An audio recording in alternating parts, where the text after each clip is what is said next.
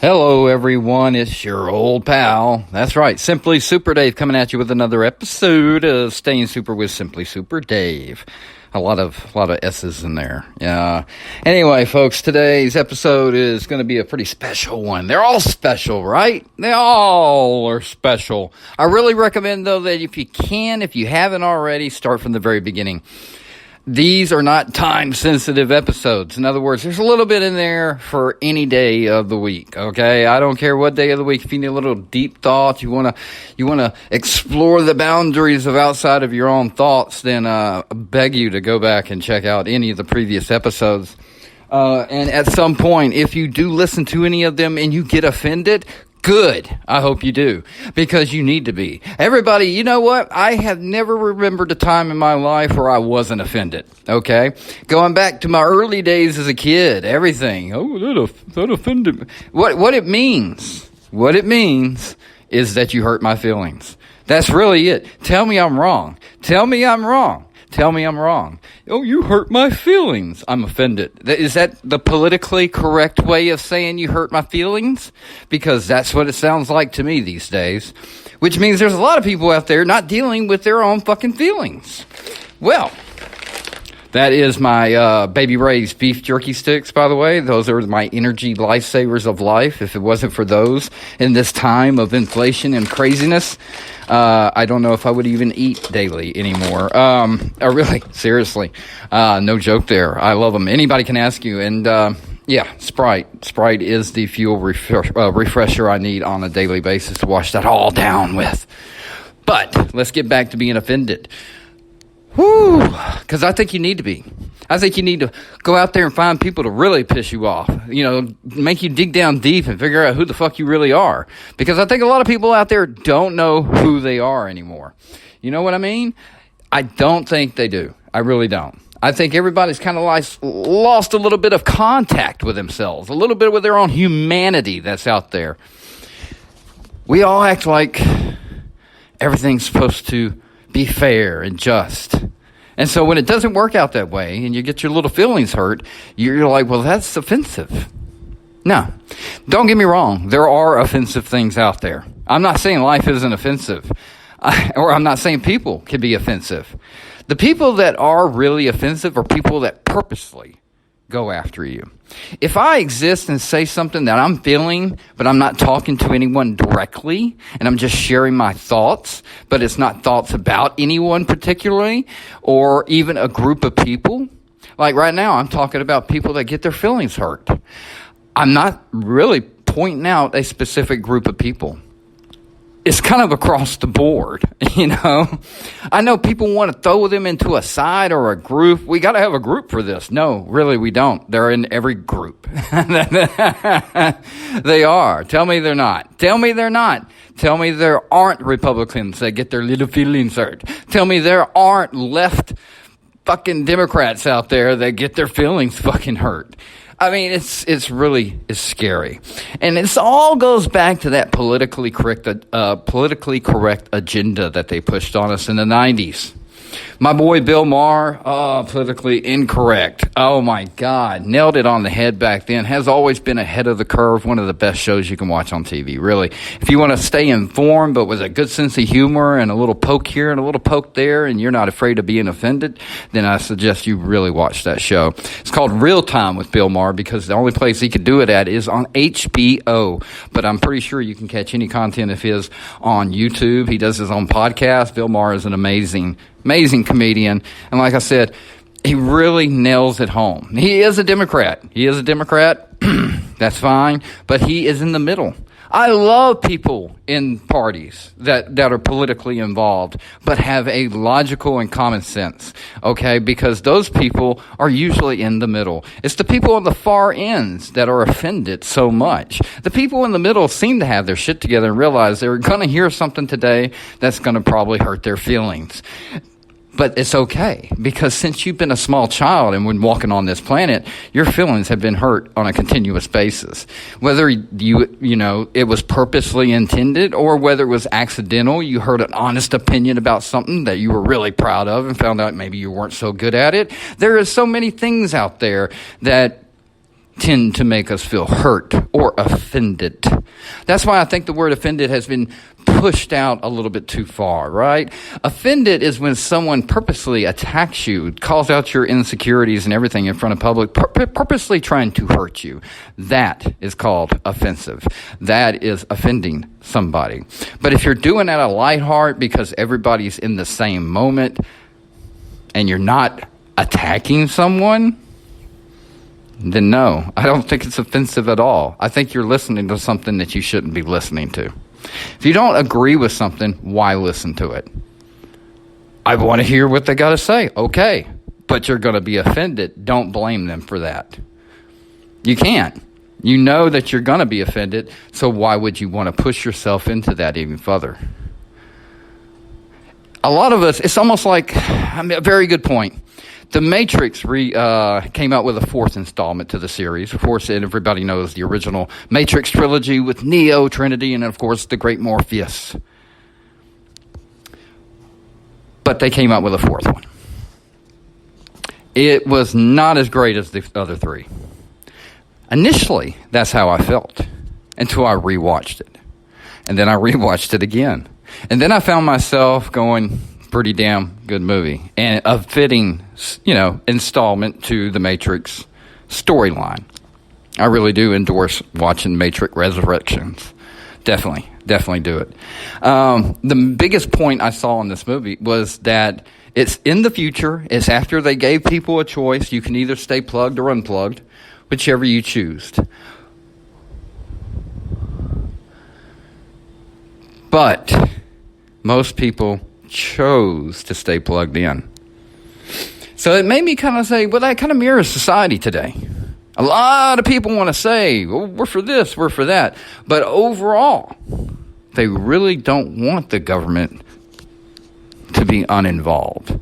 They really don't want to hold back from, I don't know, what the hell's going on. It's almost like they want them to control.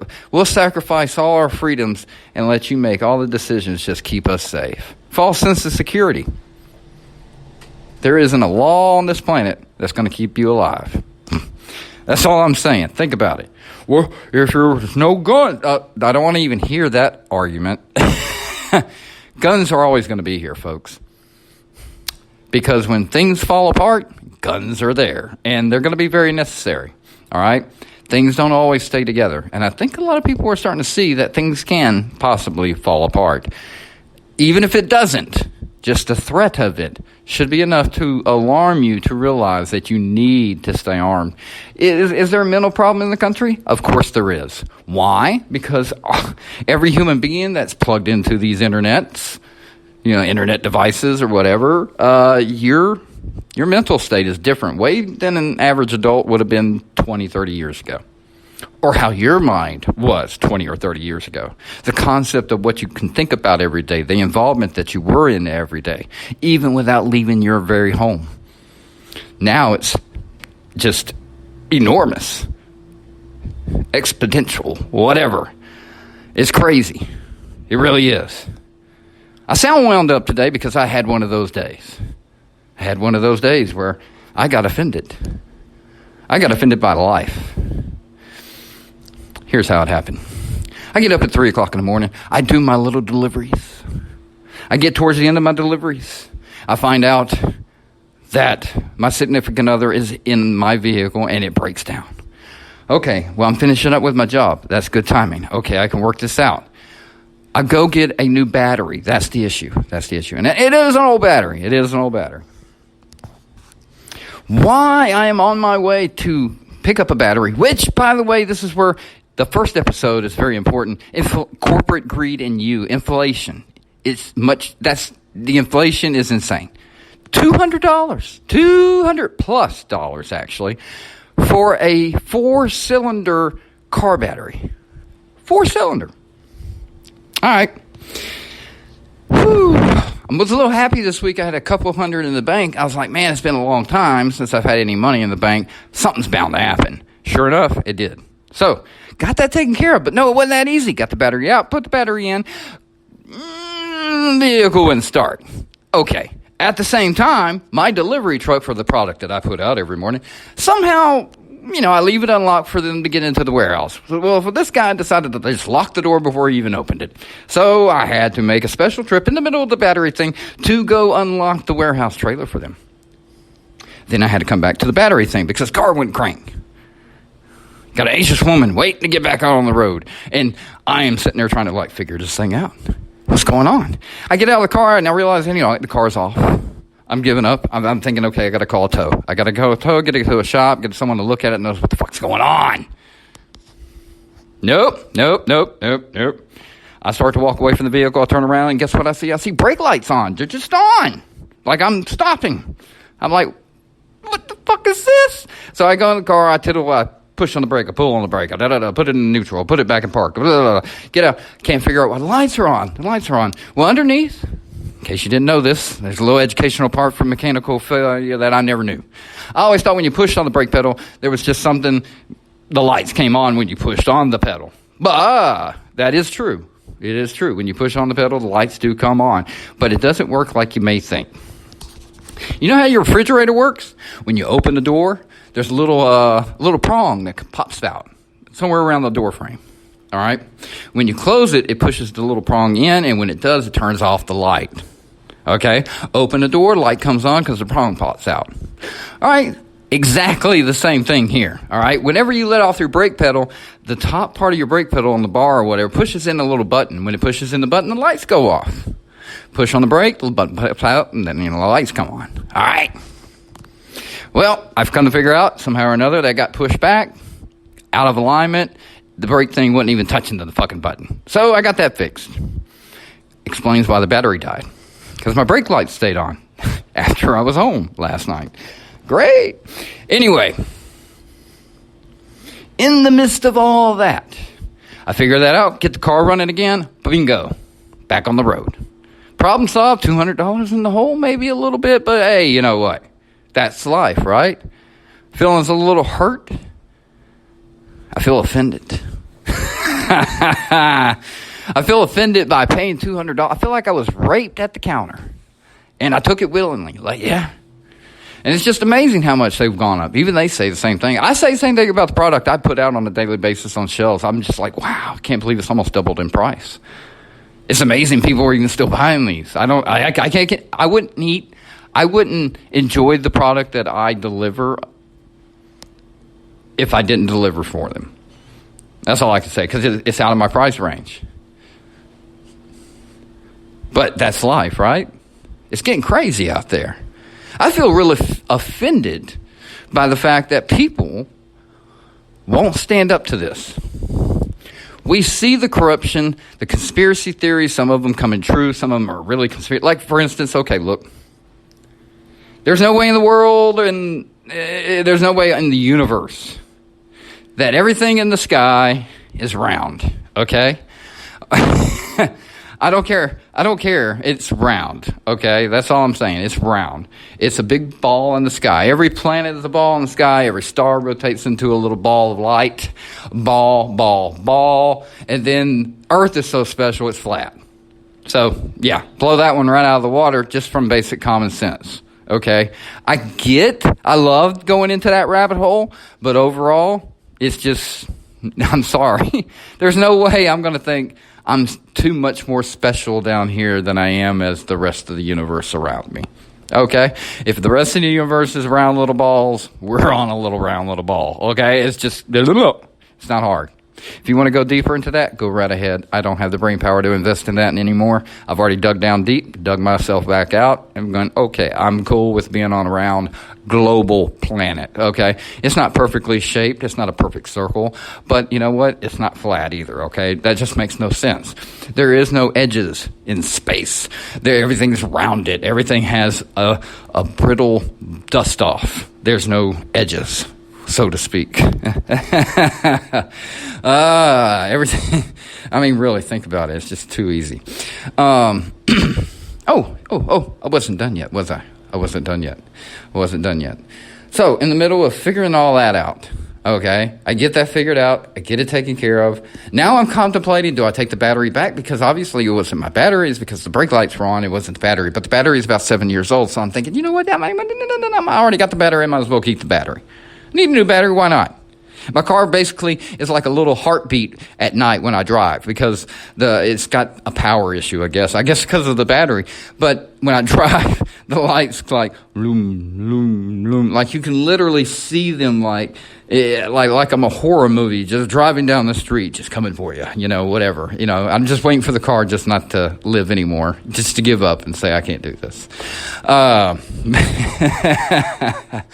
Then I started getting hit up for some favors here and there, and of course nobody knows what's going on with me, so I'm trying to just but I'm being short. I'm being kind of ash-holeless and mean to people because I just can't take the pressure anymore.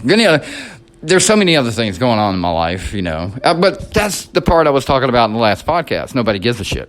You know why? Because nobody really knows. You can't go into great detail with them because then you're opening a door for them to tell you, because everybody has the same problems. They're just different problems, but they're at the same level of intensity and importance to everybody. Whatever might be so important to you may not mean shit to the person next to you. Or it may be a problem they could easily solve, but, that's your problem, not mine. That's life. Are you offended by that because you don't have what other people have, or you don't like the way other people look at other people in particular? Yeah, it doesn't really matter, does it? I guess my point is, if the truth is that in general, nobody gives a shit about what's going on in your head and the importance of your issues, then why do people get upset when people share their opinions and issues? It didn't mean anything before, but now it does, because it's something that hit inside of you. When I talk about being offended, the reason why it's so important to be offended is because it brings out that emotional state, whichever emotional state that might be.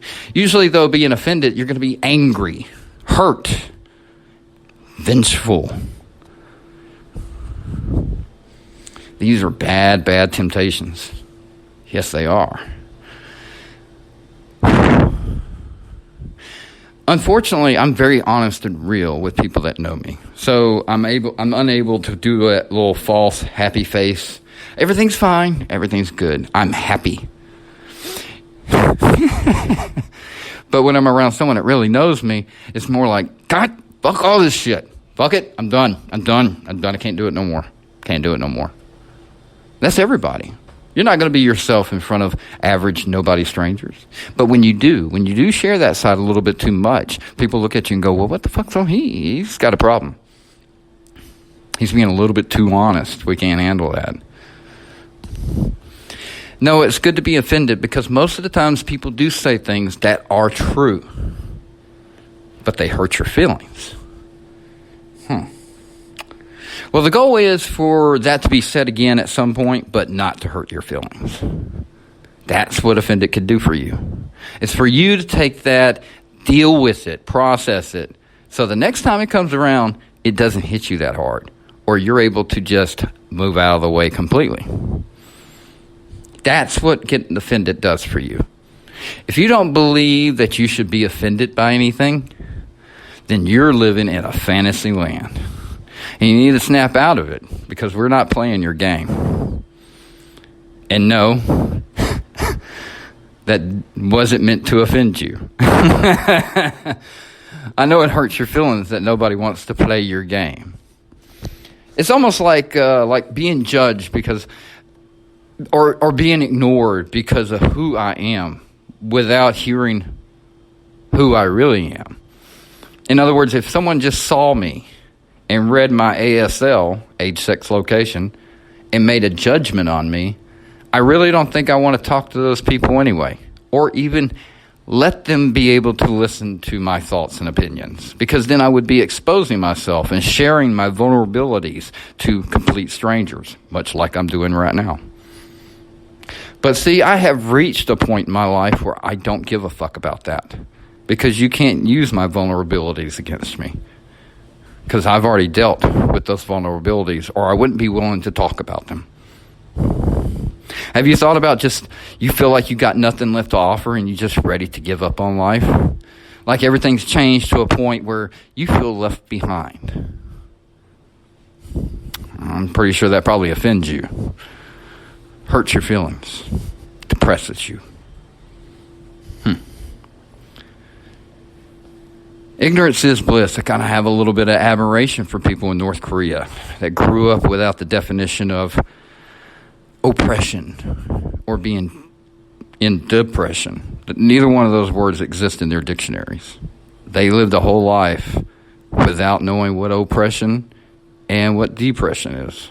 And they're a pretty horrible society. They get put through a lot, but they don't have anything to call that. I wonder what they do call that, because I'm pretty sure society comes up with words even if they don't exist, even though they do exist for the rest of us. But the ignorance is bliss, right?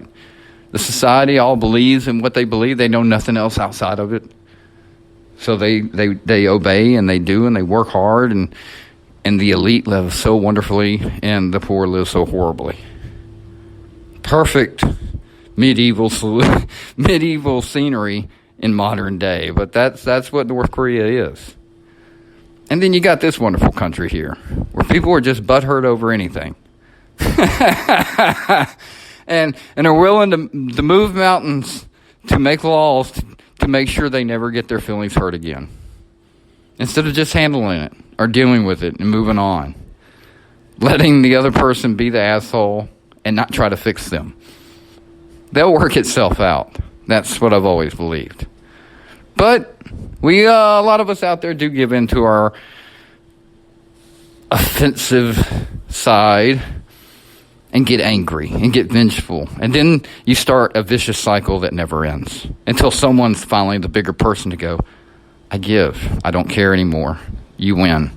Fine. That's my mentality. I realize there are things worth fighting for, and there are things that are just not worth fighting for. There are things out there worth getting angry about, and there are some things, mostly material things, that are certainly not worth getting angry about. I make my apologies when I realize I've been too rude. It takes a lot of pride swallowing to do that. But it makes me feel better afterwards, because I don't want to live with the hurt I see I put in someone's eyes from words I said because I let my day get to me too much. I try not to be the villain, but we all become villains at some point. Maybe only 5 minutes, a moment, a glance, or a lifetime. You have that choice. You can let the world that offends you control you and make you into the hateful person that you might be today without you knowing it, because you are so righteous in what you believe, so arrogant. Or you could open your eyes. Or you know what? Better yet, close them motherfuckers and open your heart. Use that to dictate who is a good person, who is a bad person. Because I guarantee you, those are the only two choices a person can make that you would be able to judge a person on. Not what they do at their home, not how they live their lives, whether they like broccoli or they like ribeye steaks. None of these things are judgmental things to judge somebody for. How they treat others, that is a very valid reason to judge others. And a lot of you out there are villains with good hearts, because you're using your eyes and you're using your ears way too much, being influenced and directed by so much around you that you may not even believe in or even give a second thought to. But next thing you know, you're a mindless robot regurgitating all the garbage that has been fed to you like a recycling machine.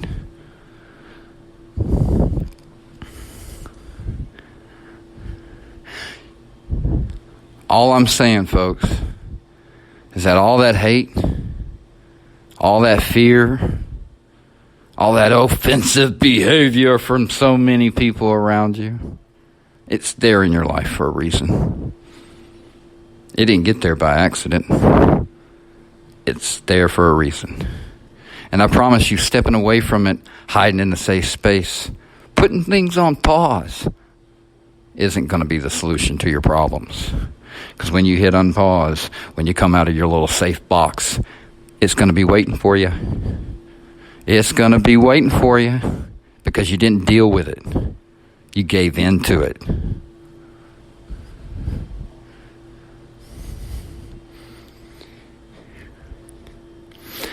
I've said it once. I've said it a gazillion times. Love and laughter is the only way you conquer hate and fear. Today, I was a victim for about 30 minutes. And then I never gave up. I kept trying. I realized I couldn't. I had no choice. I had to. And then I found a way to find my laughter, to find my turnaround spot, to get this shit going in the right direction. And then I conquered. And now I feel a little bit better. I'm tired. I'm worn down. I've been pushed to the edge today. It's been 12 hours of hell. But you know what? I feel pretty good because I'm home. I'm around my dogs. I'm in my little personal bubble, my little shit bubble. But you know what? It's my shit bubble. And I'm pretty fucking proud of it. That's why whenever it does bother me, it offends me. When I get criticized for what I have. I know in other eyes it's not much. But for me, this is my kingdom. This is what I get up for every day. And I know it doesn't mean a goddamn thing to anybody else out there. And I said that on purpose. I still ask for forgiveness, but I said it on purpose. So, I have to do it for me. I have to make it important to me.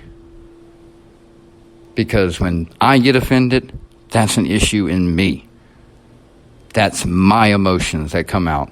I have to learn to control those. I have to take those things and make them into something that doesn't hurt me anymore. I have to come across a problem and laugh about it. I have to realize that without the fear in my life, I would never become stronger. So I must love it. Embrace my fears and conquer them. Love and laughter, folks. It's the only way you're going to be a conqueror and not a victim. But I promise you, you'll be both. Just which one will you be the most of?